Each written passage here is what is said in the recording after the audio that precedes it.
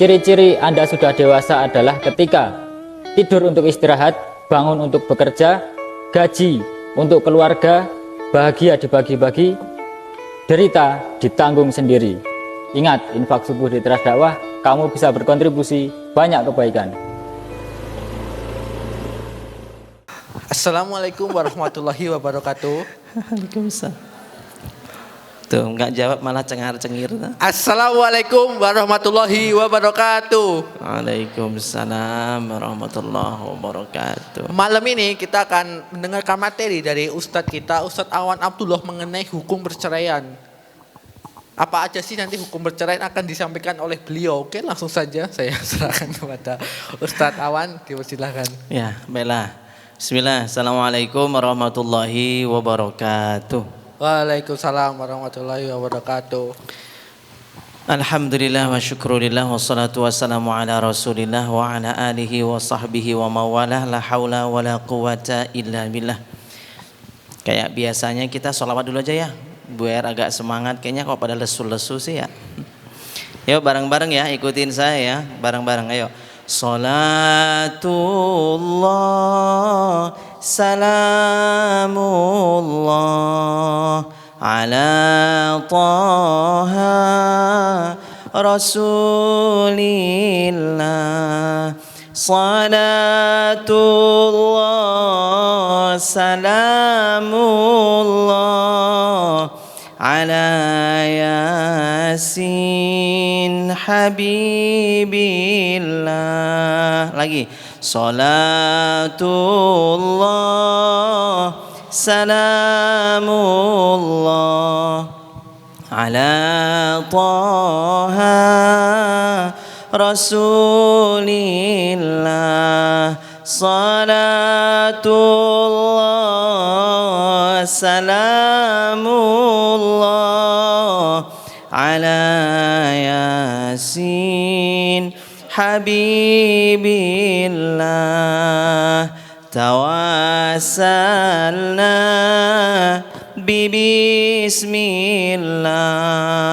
wa bil hadi rasulillah wa kulli mujahidi lillah bi alil badri ya Allah. Salatullah salamullah ala taha rasulillah. Salatullah salamullah ala yasin habibillah. Sallu ala Nabi Muhammad. Allahumma sallu alaihi. Alhamdulillah, Masya Allah, tabarakallah. Insyaallah malam hari ini kita akan membicarakan apa yang sudah pernah dibicarakan oleh Rasul kita Sallallahu Alaihi Wasallam, yaitu tentang pertalakan atau perceraian. Yang ini ada di dalam syariat kita, yaitu syariat Islam.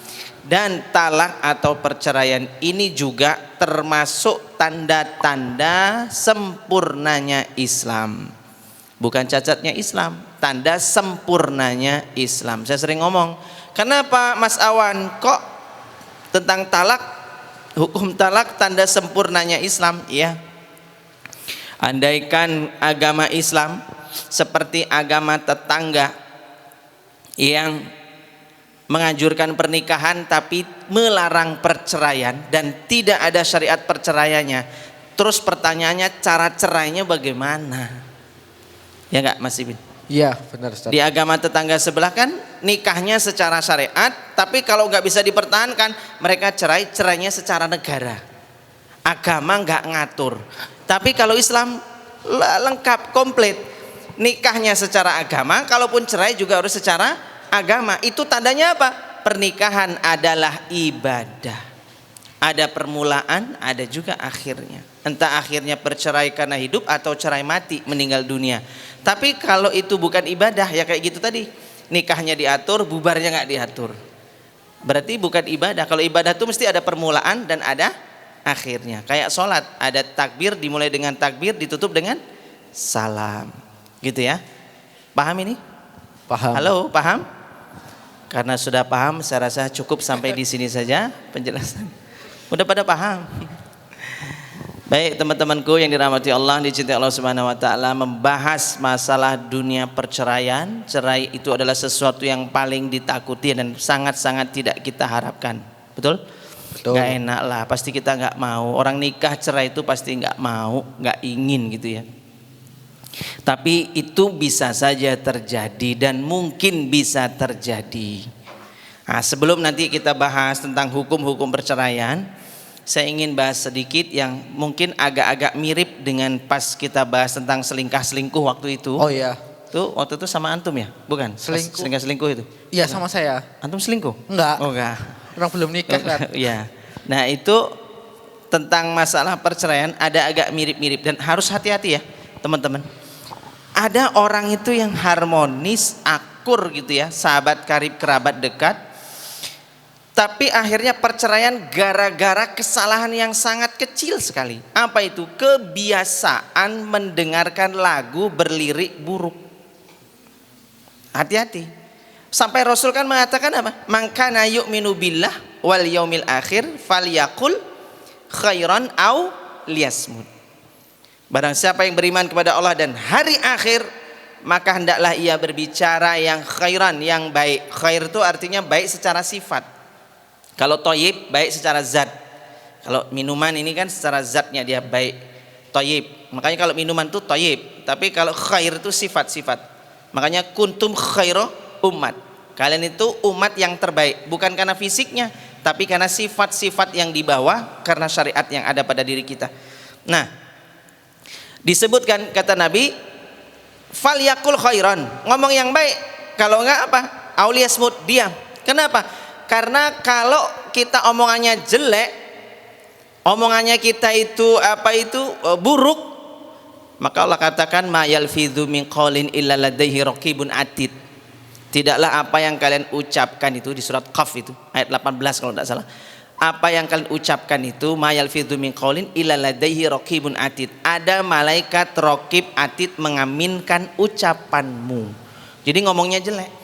Dan kebiasaan dengarkan lagu jelek, mendengarkan lagu tentang masalah putus cinta, patah hati segala macam, maka ketika dia dengerin sambil ngeresep gitu ya, sambil menghayati, ya Allah ceritanya gue banget ya Allah, nangis dia, nangis. Malaikat mengaminkan terjadi lagi, dan itulah yang sering terjadi. Ingat, lagu buruk bisa menjadi membawa doa hingga menjadi takdir yang buruk. Maka dengerin lagu yang baik-baik, yang positif. Dulu saya punya tetangga saya itu, saya ngontrak dulu ya, ngontrak. Nah, yang punya kontrakan itu jejer rumahnya dengan sebelahan, pokoknya jejeran sebelah saya. Saya ngontrak gitu ya di situ. Pemiliknya di sebelah saya persis. Suatu hari saya pindah, pas dapat kabar ternyata bapak yang punya kontrakan ini sudah pindah. Pindah kemana? Polda DIY, di penjara. Pindahnya di penjara, bapaknya ini di penjara di Polda DIY.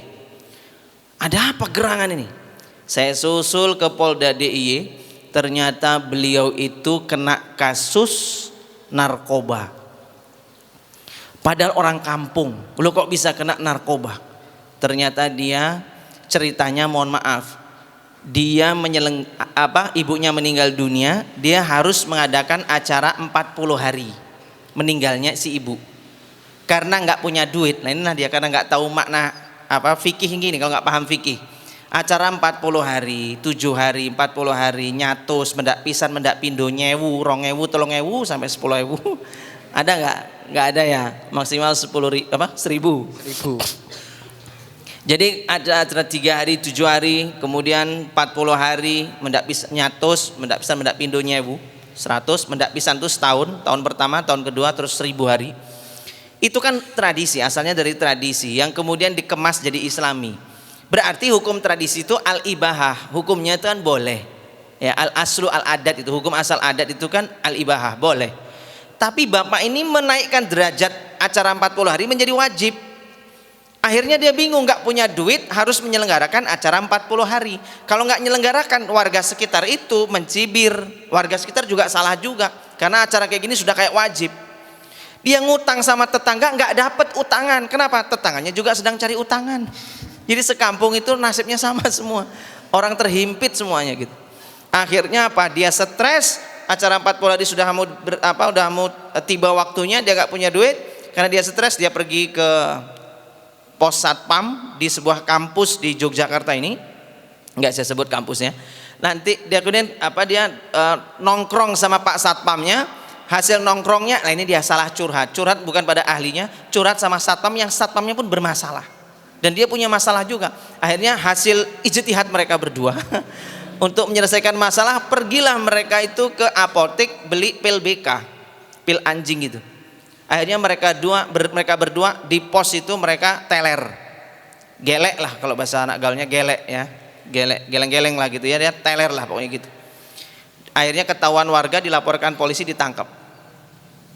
Singkat ceritanya gini, saya sama istri saya merenung, inilah dia, buah lagu yang jelek itu akan kembali kepada pemiliknya.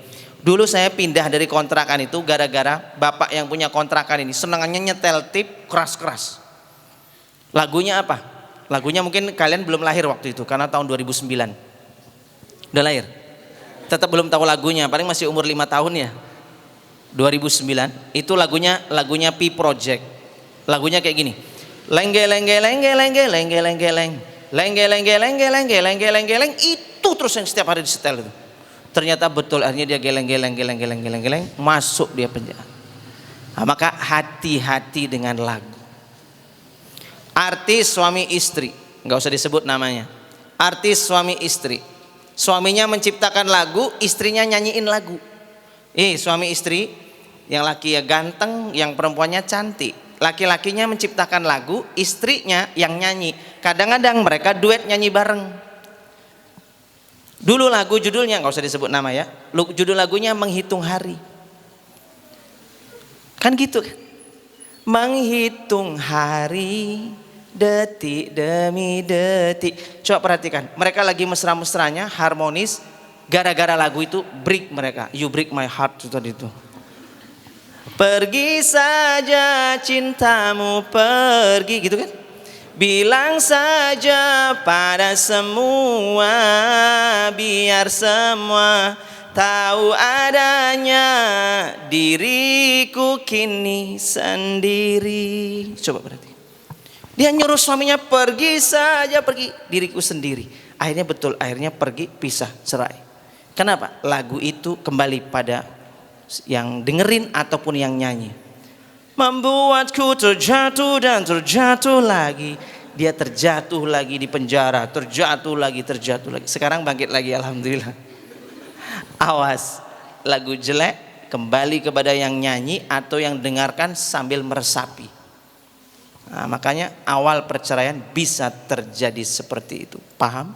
Paham tak? Berarti gini, kalau misalkan dengerin lagunya Tiara Andini yang Cintanya Aku nggak apa-apa? Iya.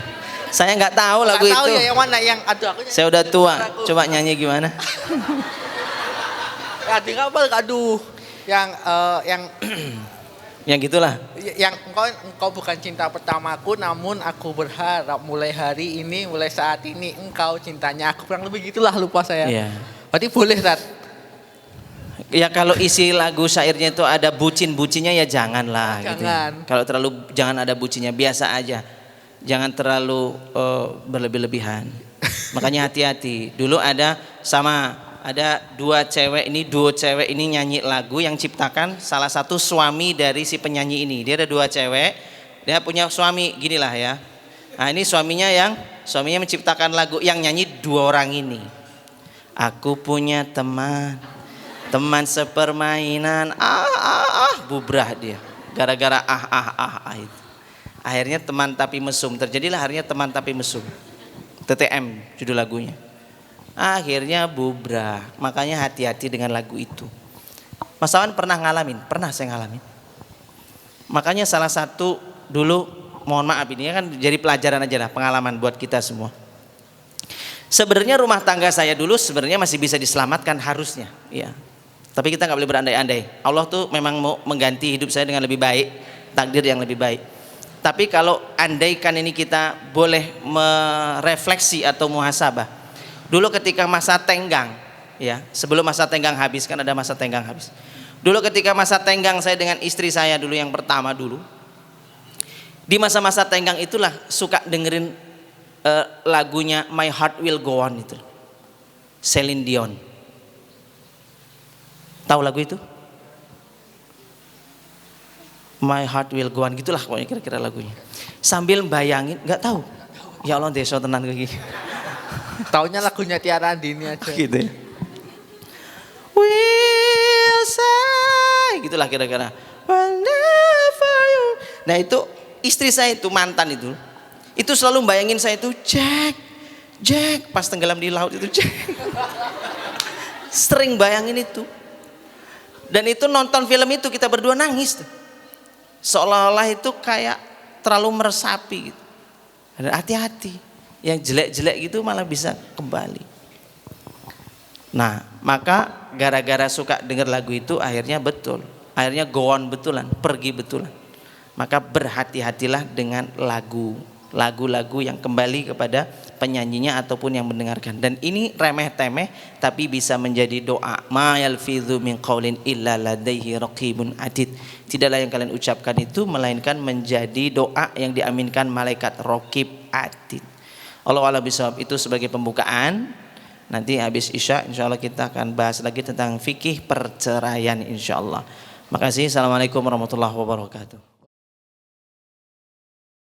Oke, kita sambut Ustadz Awad dengan tepuk tangan semuanya. Ayo.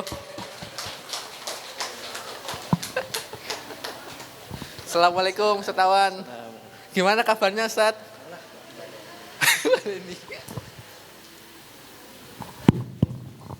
Pripun. Kita lanjut ya. Oke, langsung lanjut aja. Yang Ikhwan kok nggak maju, Mas? Maju dong. Afan yang Ikhwan mungkin bisa merapat. Maju.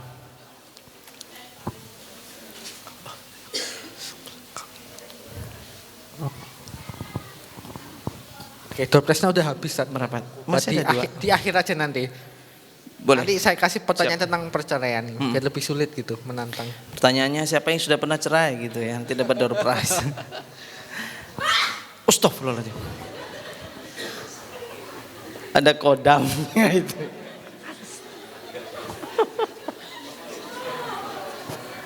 Yarhamukillah.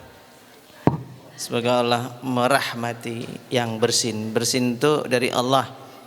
Kalau nguap dari setan. Maka kalau nguap ucapnya apa? Astagfirullah. Gitu. Baik, kita sambung ya bab masalah perceraian. Saya nggak bahas lagi tentang asalnya ya, karena sudah pernah kita bahas dulu tentang sebab-sebab perceraian gitu, termasuk perselingkuhan segala macam sudah dibahas. Karena waktu kita nggak lama, jadi kita bahasnya langsung ke fikih perceraian. Karena itu mesti kita tahu, cerai itu dibagi menjadi 3. Diingat-ingat, ditulis boleh. Cerai dibagi menjadi 3. 1, cerai yang berasal dari suami. Cerai yang berasal dari suami namanya tolak, atau kita nyebutnya talak. Kalau dalam bahasa Arabnya itu ya tolak. Ada surat namanya surat at-tolak. Ya ayuhan nabiyyu idza talaqtumun nisa fatalliquhunna li'iddatihinna wa ahsul iddah wattaqullaha rabbakum. Itu surat Tolak ayat 1. Wahai Nabi, jika engkau hendak menceraikan istrimu, maka fatalliquhunna, ceraikan mereka, talaklah mereka, li'iddatihinna, ketika mereka mampu menghadapi masa iddahnya mereka itu. Wa ahsul iddah, dan hitunglah masa iddah itu, wattaqullaha rabbakum, dan bertakwalah kamu kepada Allah.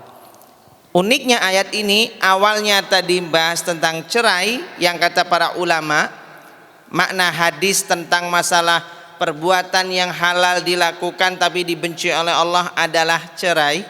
Hadis ini sebenarnya ikhtilaf. Kalau dari Imam Al-Hakim mengatakan sahih, kalau dari Imam Albani mengatakan hadis ini dhaif. Di kalangan ulama beda pendapat. Oke, anggaplah ini termasuk hadis lah gitu ya, misalnya gitu ya, berpegang pada yang sahih. Maka ini sesuatu yang dibenci oleh Allah. Tapi kok di ayat ini tadi kata Allah, wattaqullaha rabbakum. Wahai Muhammad, bertakwalah kamu kepada Allah. Lucu ya kalau dipikir-pikir, ngomongin masalah kalau kamu ingin menceraikan istrimu, ceraikanlah mereka di masa idahnya, di waktu dia bisa menghadapi masa idah, dan hitunglah masa idah itu serta bertakwalah kamu kepada Allah. Gimana ceritanya antara cerai sama takwa? Kan tadi ngomongin cerai, kok disuruh bertakwa? Maknanya apa? Maknanya jangan kau ceraikan istrimu, ini karena ngomongin laki-laki ke istri ya. Ini jadi saya ngomongnya ke mas-mas yang di sini ya. Kalau menceraikan istri wajib alasannya takwa, tidak boleh yang lain. Alasannya harus takwa kepada Allah. Artinya mengeluarkan talak itu harus diiringi dengan rasa takut kepada Allah. Yang kedua harus ada alasan syar'i. Harus itu wajib. Harus cerai alasan syar'i. Yang kedua didasari rasa takut kepada Allah. Kalau diteruskan pernikahan ini nanti khawatirnya banyak dosa yang dihasilkannya. Khawatir jadi tambah tak bersyukur kepada Allah atas nikmatnya menikah, maka dia ceraikan istrinya. Ingat, menceraikan atas dasar takwa, takut kepada Allah, dan alasannya syar'i. Hanya itu. Kemarin hari Selasa, ini hari Rabu ya, Selasa kemarin, muncul di beranda saya seorang wanita yang curhat, tiba-tiba suaminya menghilang tanpa pesan. Sehari, 2 hari, sampai perempuannya ini nangis-nangis, terus sedih dia. Dicari kemana-mana ke keluarganya, nggak ada yang tahu. Laki-lakinya suaminya menghilang. Padahal lagi mesra-mesranya, lagi sayang-sayangnya. Dia pergi. Pas ketahuan suaminya dikejar sama dia, terus menghindar dan seterusnya. Nggak mau lagi sama istrinya. Padahal ketika ditanya, apa alasannya mas? Kok kamu ninggalin aku? Kok kamu menceraikan aku? Suaminya itu ternyata udah ngirim surat beberapa minggu kemudian ngirim surat, ditulis pakai tangannya dia, dikirim pakai ekspedisi, tulisannya, kamu saya ceraikan karena kamu terlalu baik buat aku. Oh ya, ini viral ini, tak tahu. Viral toh? Iya. Kamu terlalu baik buat aku. Iki alasan opo? Ini persis kayak dulu saya ditolak sama cewek, itu alasannya kakak itu terlalu baik buat aku. Itu jawaban paling menyebalkan itu. Aku terlalu baik, oke, saya siap lebih jahat lagi. Kalau emang aku terlalu baik, saya siap jadi orang jahat. Itu alasan yang tidak syar'i, yang tidak boleh. Dosa perbuatan itu nggak boleh. Itu ya. 1, perceraian sumbernya dari laki-laki yang mengucapkan, namanya talak atau tolak. Cerai keluarnya dari pihak perempuan, jadi perempuan yang menggugat cerai. Perkara laki-lakinya nggak mau dicerai, masa bodoh. Kalau perempuan ini sudah maju, maka tak ada yang bisa menghalangi, tetap cerai sah. Meskipun suaminya mengatakan, demi Allah sampai hari kiamat kamu nggak akan aku ceraikan. Tapi kalau istri sudah maju sampai ke pengadilan diputuskan, tetap jatuhnya cerai. Nah kalau dia pihak perempuan namanya khulu'. Khulu' itu artinya cerai dari pihak perempuan. Istilah kita gugat cerai. Tapi kalau misalnya di sidang, kan perempuannya yang khulu' nih, perempuannya yang datang ke persidangan, suaminya juga dipanggil di sidang, lalu pasti pengadilan itu akan mengatakan, mas, gugatan ini diterima, silahkan kamu ceraikan istrimu. Kalau terus di persidangan itu suaminya mentalak istrinya, menceraikan, berarti jatuhnya talak. Khulu itu istilah istri gugat tapi suami tetap ngeyel nggak mau menceraikan, lalu pengadilan yang mutuskan. Nah itu namanya khulu. Konsekuensinya beda, nanti kita bahas. Bisa dipahami nih? Paham. Jadi kalau di persidangan padahal istri yang gugat, istri yang maju ke berkas-berkasnya semuanya istri yang ngurusin istri, yang gugat cerai juga istri. Kalau di persidangan suami suruh menceraikan, berarti itu namanya talak karena sumbernya dari suami. Gitu, walaupun asalnya istri yang maju duluan. Gitu. Tapi kalau suaminya nggak mau datang di persidangan, tahu-tahu udahlah sama sidang terus berjalan. Suaminya nggak mau datang pokoknya di persidangan, nggak ada pengacara, nggak ada perwakilan, pokoknya nggak datang. Biasanya kalau kayak gitu persidangannya cuma 2 kali selesai. Nah, sidang 2 kali selesai karena laki-lakinya nggak datang, sudah diputuskan sama pengadilan, keluar surat namanya cerai khulu'. Khulu itu artinya melepas atau menanggalkan pakaiannya. Artinya karena suami itu pakaian bagimu, hunna libasul lakum wa antum libasul lahun, maka dilepas pakaiannya. Maksudnya suami yang melindungi dia itu dilepas. Makanya khulu.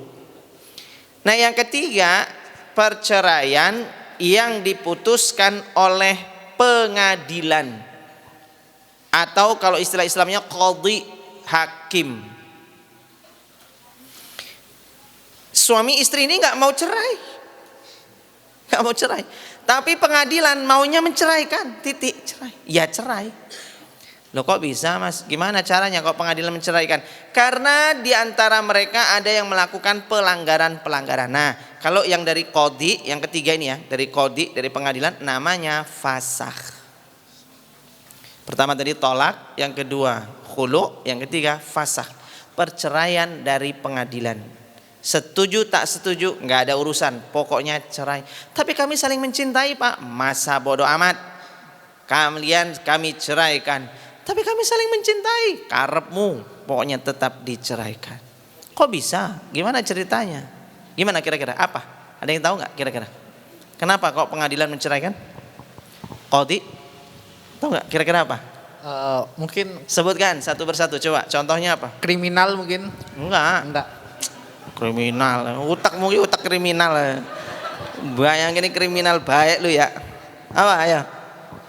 Karena pasangannya itu ternyata adik kandung. Atau saudara kembar. Ini kembar dampit bahasa Jawa itu, kembar cewek cowok. Sejak kecil mungkin dulu rumahnya tergenang banjir, hanyutlah ke Sungai Ciliwung. Terpisah, satu sampai ke selokan Mataram Jogja, satunya sampai ke ya sana mungkin pantai apa itu di Ancol sana, jauh terpisah. Ketemunya di Jogja kuliah. Pas kuliah sudah besar diasuh, mereka terpisah, diasuh sama orang berbeda. Riwayat gak tahu sudah, ini diasuh sampai besar. Pas kuliah ketemu, kata teman-temannya bilang, ada cewek mukanya mirip kamu loh. Biasanya kalau wajahnya mirip berjodoh loh. Yang mana? Itu. Pas dilihat, oh iya mirip saya ya. Iya itu jodoh tuh mukanya mirip. Mereka nggak tahu kalau mereka kembar. Singkat cerita mereka nikah. Saking senengnya semangatnya nikah, akur, harmonis, punya anak. Nah akhirnya apa? Setelah itu mereka iseng-iseng. Karena kita ini kan sama-sama nggak punya orang tua. Yuk kita cari riwayat orang tua kita. Serius mereka mencari. Ternyata itulah awal musibah mereka. Kenapa? Setelah ketemu asal usulnya justru malah mereka harus cerai karena ketahuan saudara kembar. Tapi keuntungannya ada. Apa? Mereka cerai tapi masih boleh satu rumah. Boleh tidur satu rumah itu boleh. Satu ruangan kumpul bareng boleh. Pegang-pegangan tangan masih boleh. Karena saudara. Anak-anak nggak kehilangan ayah ibunya. Neng mereka nggak boleh berjima, itu saja. Smackdown nggak boleh. Apa ya? UFC nggak boleh mereka. Gitu ya. Nah, itu kalau fasah ini contohnya begitu. Apalagi contoh fasah? Ayo. Kalau salah satunya murtad. murtad. Ya, kalau satunya murtad keluar dari agama Islam, maka pernikahannya cerai. Allah yang menceraikan, hakim tinggal memutuskan. Karena secara syariat Islam, suami atau istri salah satunya mereka murtad, maka hukum pernikahannya batal. Bisa dipahami? Jadi kalau murtad itu, orang murtad konsekuensinya 3. 1, pernikahannya batal. 2, batal jalur warisnya dari orang tuanya, batal jalur warisnya. Yang ketiga, murtad itu menjadikan batal pula perwaliannya nanti ke anaknya. Kalau mereka nikah nanti punya anak, batal perwaliannya. Perwaliannya hilang, pernikahannya statusnya jadi batal, warisnya juga ya. Sudah? Belum? Sudah? Ya udah, dari sono dong, dari sono. Nah, rame malu. Ada orang gitu moto-moto ternyata dia selfie, gayanya kayaknya moto saya, ternyata dia selfie. Kenapa? Ketahuan wajahnya senyum-senyum sendiri, oh ternyata dia selfie. Jangan similiki betul itu.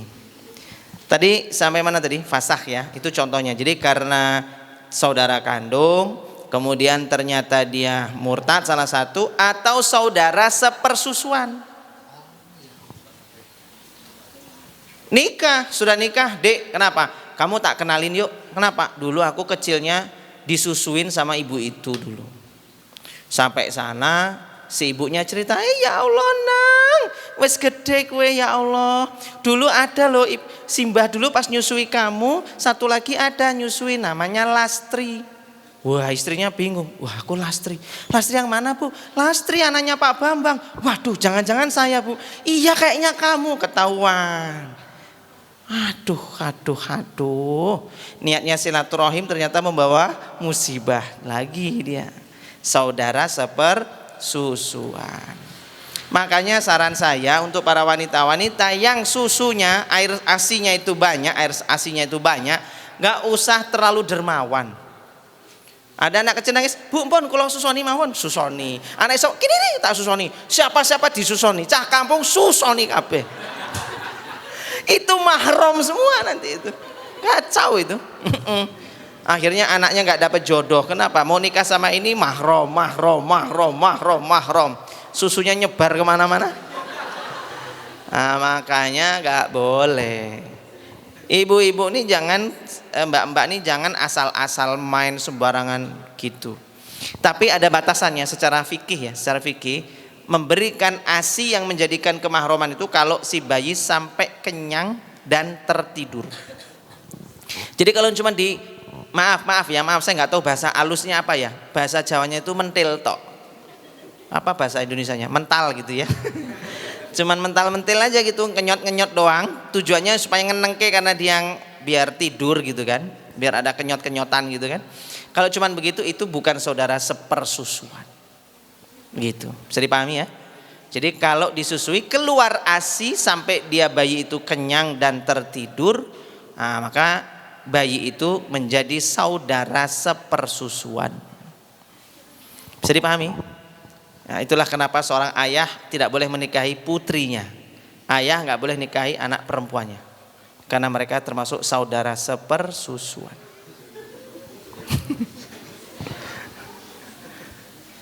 Nggak usah ketawa, simpan aja ketawamu. Tuh fasakh ya, fasakh. Yang kedua itu tadi apa? Cerai. Saya bahas konsekuensi dulu. Yang fasakh dulu tak beresin. Fasakh tidak ada masa iddah, adik-adikku. Nggak ada masa iddahnya. Kok nggak ada Pak Ustadz? Ya emang begitu, karena dianggap tidak nikah. Sama kayak orang sholat, dianggap dia batal sholatnya, berarti dianggap tidak sholat. Kenapa? Ketahuan tadi dia sadar ingat belum wudhu, berarti sholatnya itu dianggap belum sholat, karena tidak melakukan syarat sahnya sholat harus suci berwudhu. Sementara dia kondisi hadas, dia nggak wudhu, terus dia sholatnya yang nggak sah, maka batal, dianggap tidak sholat. Sama kayak orang sholat zuhur 4 rakaat, sampai di rakaat ketiga maaf dia batal, dia paswin ya, buang angin, paswin. Maka di rakaat ketiga dia batal, maka ya udah sholatnya dianggap yang 3 ini gugur. Nggak boleh dia wudhu terus tinggal ngelanjutin 1 rakaat. Kui koplak sedangkan tidak ada.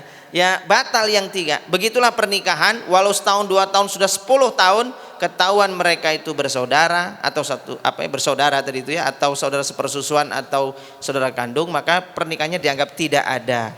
Karena tidak ada, maka dianggap tidak ada status duda janda di antara mereka, dan tidak ada masa iddah untuk si istrinya.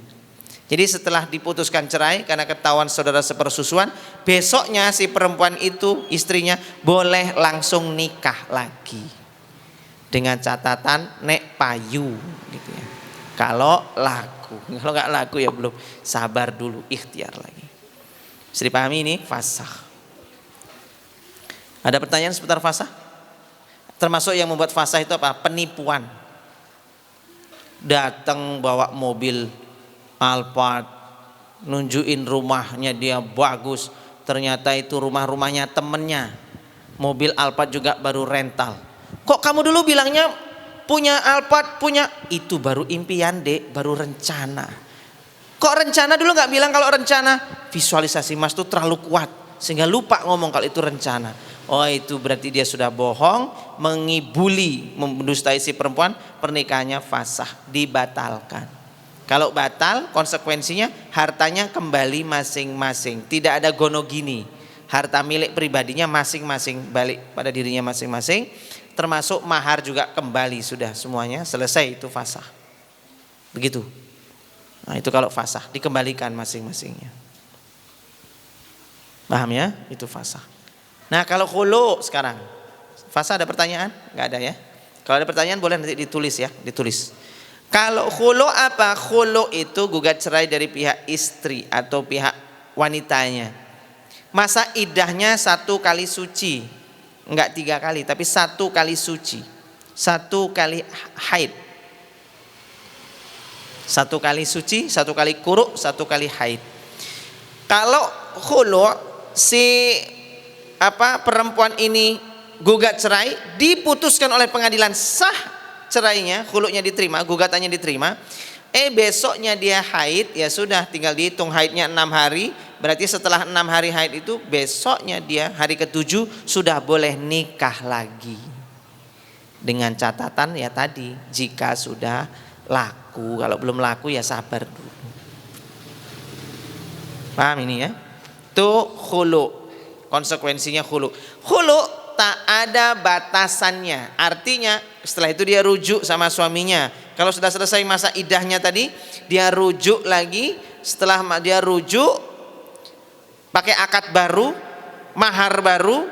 Kemudian besoknya berbuat sesuatu yang salah lagi, suaminya, istrinya gugat lagi, khulu lagi. Selesai masa idah, balik lagi, akad lagi. Terus tidak ada batasan. Boleh 2 kali, 3 kali, 4 kali, 5 kali, 10 kali, 100 kali, silakan. Neng keterlaluan. Masa sampai 10 kali khulu aja. Ya enggak betah lah, apa nikah kok isinya cuman kayak gitu doang. Itu ya kalau khulu. Jadi tak ada batasannya. Beda sama dengan yang li'an. Kalau li'an kan kemarin sudah bahas sedikit ya. Li'an itu kan sumpah laknat bahwa saya tidak berzina. Yang satunya juga gitu, sumpah tak berzina. Maka kalau sudah sama-sama sumpah begitu sudah diceraikan oleh Rasulullah. Waktu itu sahabat diceraikan, setelah diceraikan maka mereka selamanya nggak boleh balik lagi, nggak boleh bersatu lagi. Jadi kalau suami nuduh istrinya berzina, itu harus ada saksi. Kalau nggak ada saksi dia sumpah, demi Allah, demi Allah, demi Allah, demi Allah.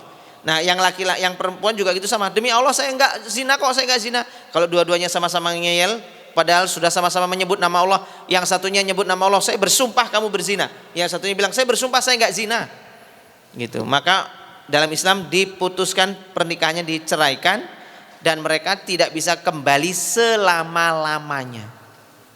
Itu sudah saya bahas ya waktu lalu. Saya fokus ke sini dulu. Tadi khulu ya, khulu tak ada batasannya. Nah khulu ini konsekuensinya apa? Kalau yang perempuan kan gugat, maka dia harus mengembalikan mahar suaminya. Itu kalau khulu. Atau dia membayar senilai tebusan yang diridhoi suaminya. Atau nanti dari pengadilan biasanya kalau mampunya dia berapa, ditanya mampunya berapa, segitu ya sudah, mampunya segitu berapa dikabulkan. Itu yang kalau baca di buku-buku nikah itu bagian belakang itu ada namanya sihot wa taklid. Di situ ada yang namanya iwat. Nah iwat itu pemberian istri untuk menebus dirinya sendiri. Istri menebus dirinya sendiri. Mas, nih aku kembalikan maharmu. Ini mahar bisa iwat. Bisa kalau nggak ada maharnya udah habis, misalnya maharnya dulu bentuknya coklat, misalnya ya, kan udah dimakan. Masa dikembaliin bentuknya kan nggak mungkin kan. Nah, maka mengembalikannya terserah. Mau mengembalikannya coklat lagi, duit atau apa terserah, kasihkan ke suaminya. Mas, ini iwat, saya gugat cerai.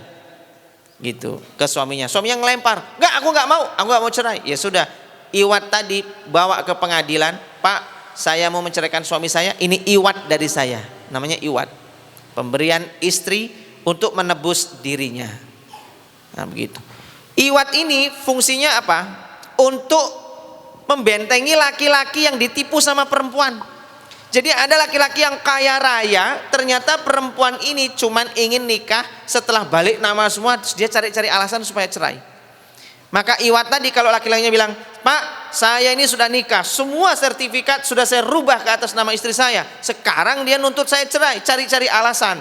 Saya tidak akan menyetujuinya sebelum, ini laki-laki harus datang ke pengadilan. Saya nggak setuju sebelum semua harta yang dibalik nama kembalikan ke saya. maka oleh pengadilan pasti akan dibela laki-laki ini, dikembalikan semua harta yang disertifikat tadi. Dibalik nama dikembalikan lagi ke si suami. Jadi khulu itu juga untuk membela laki-laki, untuk menguntungkan laki-laki, juga untuk perempuan. Makanya ada syariat iwatnya. Gugat tapi tetap harus ada iwat, tebusan, menebus dirinya.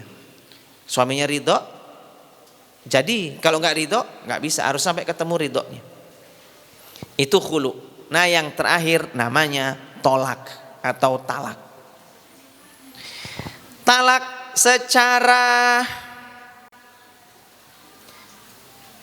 dilihat dari sisi rujuk, talak itu ada dua, talak rojai, talak bain. Diingat-ingat nih, talak rojai, talak bain.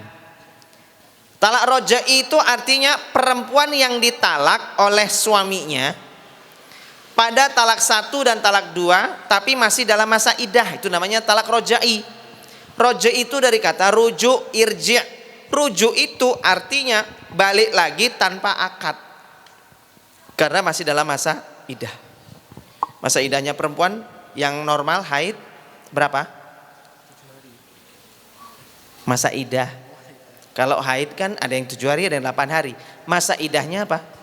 1 kali suci tadi. Salah satu khuru, 3 kali suci, 3, salah satu 3, khuru 3 kali suci, berarti 3 kali haid, ketemu 3 kali haid. Seperti saya bilang tadi, kamu saya talak, kata suaminya, kamu saya talak, besoknya dia haid, berarti sudah ketemu 1 haid. Dihitung lagi, tunggu kapan ketemu haid lagi, ketemu haid lagi, dihitung lagi sampai ketemu 3 kali fase haid, selesai. Itu yang namanya masa iddah. Nah selama masa iddah itu ini masa menanti, masa berpikir. Kalau mereka rujuk, maaf-maafan, ya sudah selesai, nggak perlu akad nikah. Itu talak rojai, nggak perlu akad lagi karena masih dalam masa iddah. Bisa dipahami ini? Dan ini hanya berlaku pada talak 1 dan talak 2, kan talak maksimal 3. Ini berlaku talak 1 dan talak 2.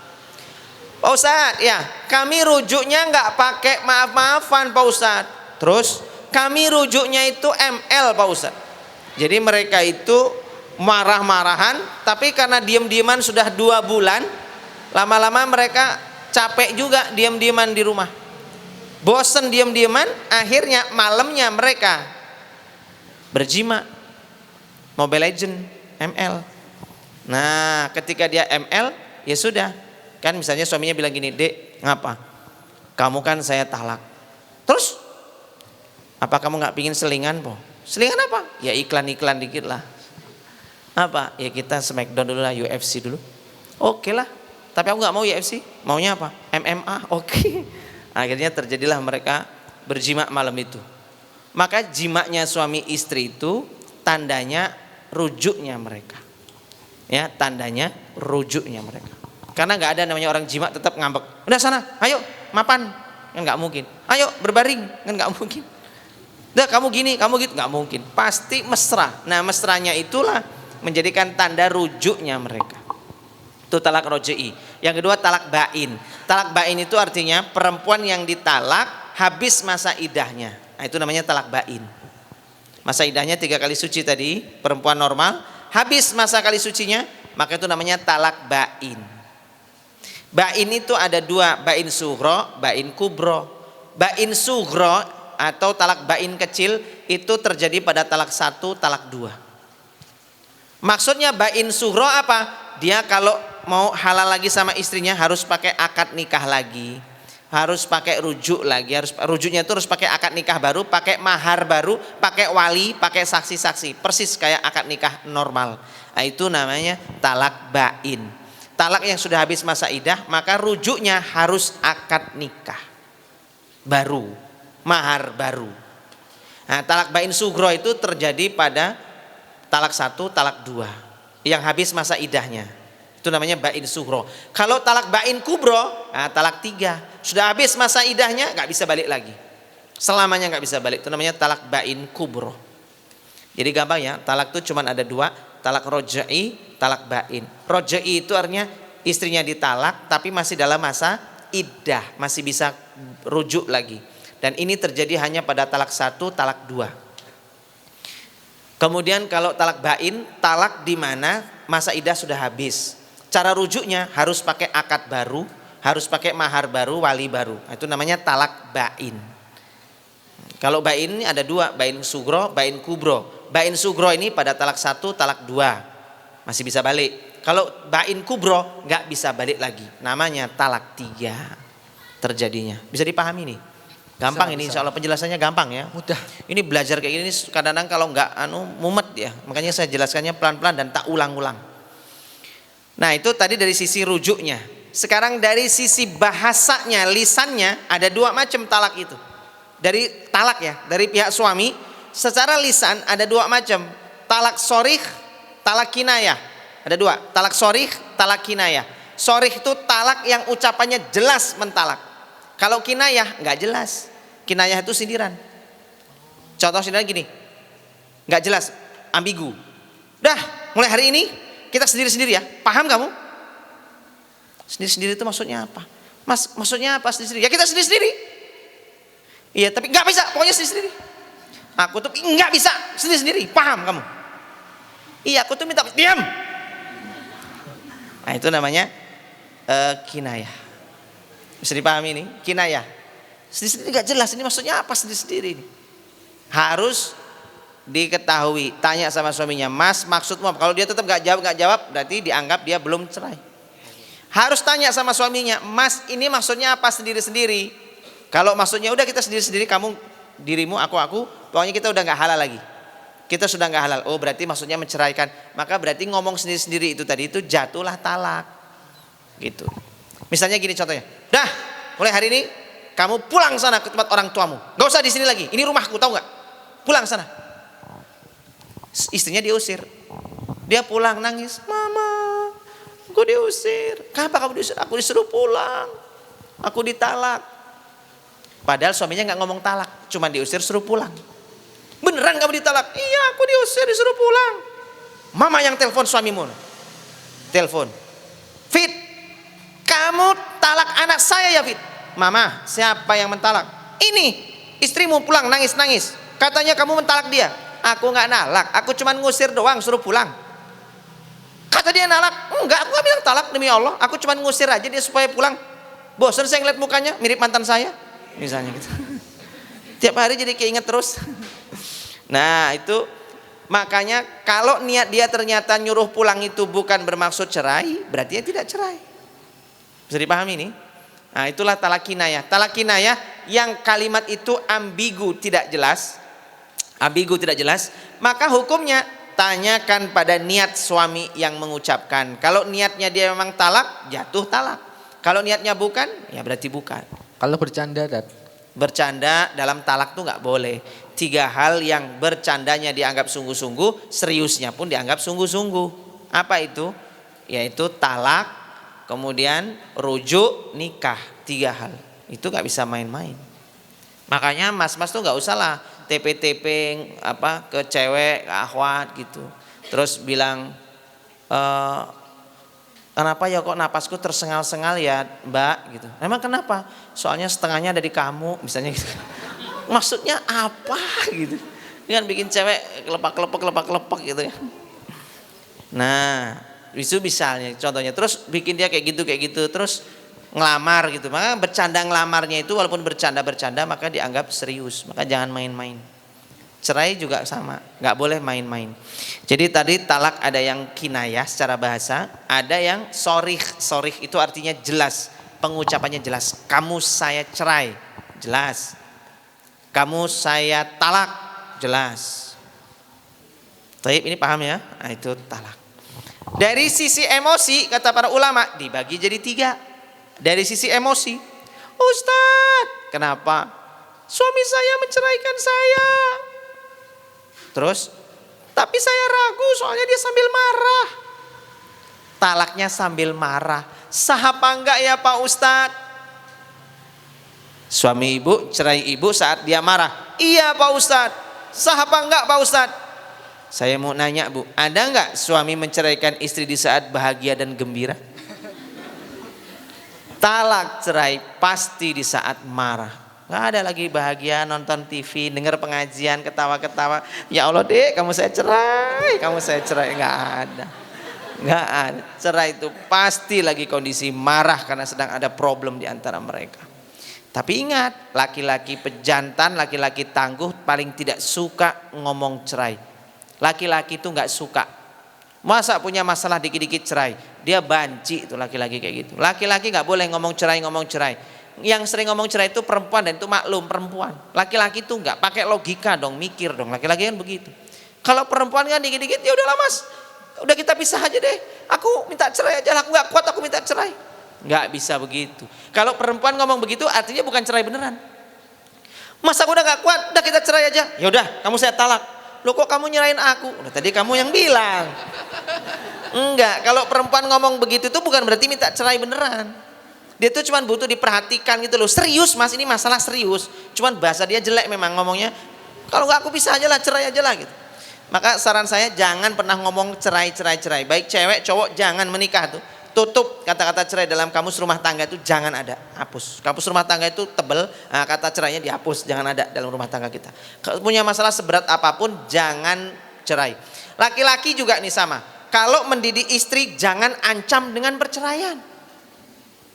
Kamu nggak taat, saya talak kamu. Lanang opo kok senang ngancam. Berarti dia tuh nggak pinter mendidik namanya, tidak bijaksana. Masa cara menundukkan dan menaklukkan istri kok dengan cara diancam cerai. Nggak boleh. Tapi secara emosional ulama itu membagi menjadi 3. Pembahasan masalah fikih talak ini kitab-kitabnya banyak. Di antara kitab yang menjadi rujukan Fiqhul Islam wa Adilatuh yang ditulis oleh Syekh Wabah Az-Zuhaili. Ada 3. 1 talak diungkapkannya talak marah ya. Kan kondisi emosi ya, Marah itu levelnya 3. 1 marah level 1. Atau level pertengahan, ulama menyebutnya marah permulaan. Marah permulaan akalnya masih normal. Yang diucapkan masih dia sadari, maka status hukumnya sah. Istrinya bilang, terus gimana mas? Masalah ini mas? Sudah saya pertimbangkan. Terus? Saya sudah mantap, kamu saya cerai. Serius? 2 rius. Dia ngomong ini namanya marah permulaan. Ngomongnya dia sudah gak enak, ngomongnya tegas, tapi sudah gak ada senyum-senyum lagi, itu marah permulaan. Statusnya sah. Yang kedua, level kedua. Marah pertengahan. Middle. Pertengahan. Apa? Misalnya gini. Dek, aku udah gak sudi lagi ngeliat kamu di sini. Pusing aku ngeliat muka kamu. Podo karo wedhus, misalnya gitu ya. Aku delok kowe padha karo munyuk misalnya gitu kan. Dia marah. Wes, aku wis jeleh karo kowe. Aku ora gelem meneh karo kowe. Tak pegat. Kowe tak cerai saiki juga, hari ini juga. Itu sudah marah middle, pertengahan. Sah karena dia masih sadar dengan ucapannya. Tapi yang ketiga, ini marah level high. Level tertinggi, superlatif. Kalau marah yang level 3 ini, maka kalau diucapkannya biasanya kalau udah merek level ini, dia sudah nggak sadar apa yang keluar dari lisannya. Saking marahnya keluar ucapan-ucapan yang dia sendiri nggak sadar. Dia marah besar, dia pukul jendela kaca, pecah, bantingi asbak, bantingi piala-pialanya dia, oleh-oleh dari dia medali apa gitu ya, pecah. Dia saya nggak sadar. Dah, sekarang kamu cerai, paham? Dia sendiri nggak sadar dengan ucapannya. Kok takut? Jangan takut. Enggak takut saya. Ini kan kasih contoh. Nah, maka kalau sudah sampai keluar kata-kata, galak begitu, sangar begitu, maka justru cerainya, talaknya tidak sah. Karena marahnya sampai dia hilang ingatan. Ini statusnya dianggap seperti orang suami pulang mabok karena habis minum minuman mabok. Pulang-pulang istrinya dicerai, maka dalam kondisi orang mabok cerainya tidak sah. Sama kayak ngimpi, dia ngimpi, adek, Umi, misalnya istrinya yang bilang, Mi, kamu saya cerai. Istrinya kebangun, dilihat masih tidur dia. Kamu saya cerai, saya pilih Yusi daripada milih kamu. Dia langsung ingat, Yusi siapa? Ya, mesti tidur lagi. Menceraikan saya, jangan-jangan rencana ini. Dia rencananya menyeraikan saya, milih Yusi. Ah, ini dia. Maka talak dalam kondisi dia tidur itu tidak sah. Jadi kondisi tidur kan nggak sadar, orang mabok nggak sadar, marah yang melampaui batas itu tidak sadar, maka talaknya tidak sah. Maka saran saya buat mas-mas, kalau marah jangan tanggung-tanggung, sekalian aja, biar kalau keluar nggak sah. Paham? Mau diamalin nggak? Janganlah, setan itu. Nah, jadi laki-laki yang jangan suka marah, jangan suka gampang-gampang sedikit-dikit cerai, jangan. Pokoknya tutup kamus kata-kata cerai itu jangan sampai ada di dalam rumah tangga kita.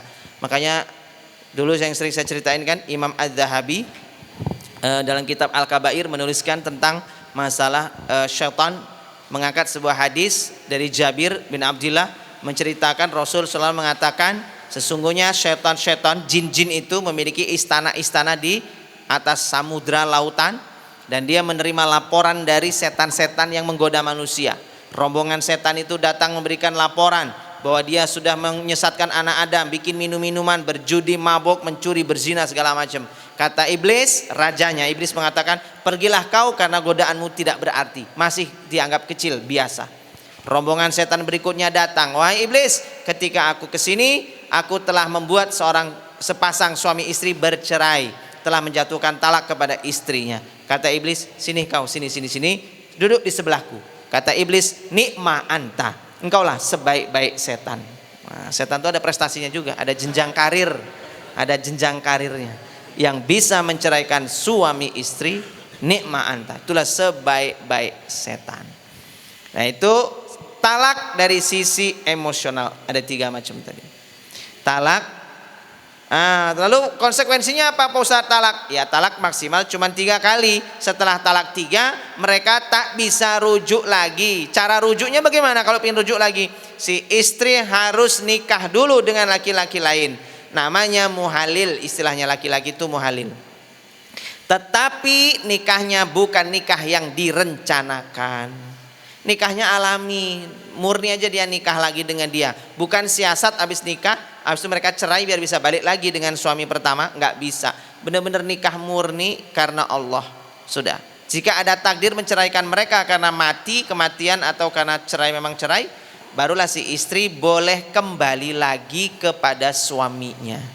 Menurut Abu Suja, beliau mengatakan dalam kitab matannya, salah satu murid Imam Asy-Syafi'i ini, mazhab Syafi'i, Abu Suja ini beliau mengatakan pernikahan seorang istri dengan suami yang barunya ini itu harus ada syaratnya juga. Apa syaratnya?